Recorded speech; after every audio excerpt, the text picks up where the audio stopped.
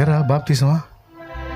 ఒరే ఒరే ఒరే ఒరే, పెద్దోళ్ళు సిగ్గు తెచ్చుకోవాలండి నిన్ను చూసి, పెద్దోళ్ళు సిగ్గు తెచ్చుకోవాలని నిన్ను చూసి.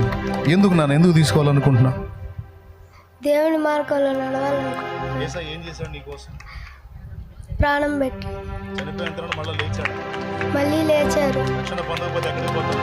నరకానికి, పరలోకానికి. దేవుని పరలోకంలో ఉండాలి.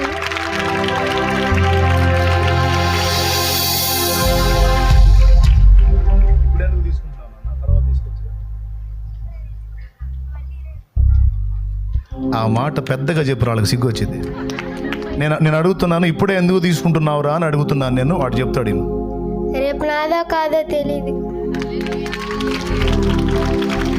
ఇప్పుడు ఇక నాకు దిగులు లేదు, ఎందుకంటే నేను చేసిన ప్రసంగం వాడికి అర్థమైంది.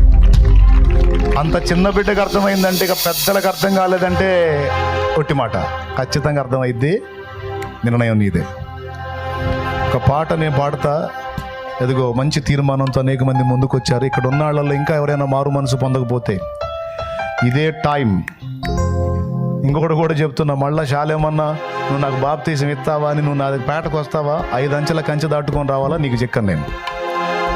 నీ రక్షణ కోసమే నన్ను నడిపించాడు, మర్యాదగా రా.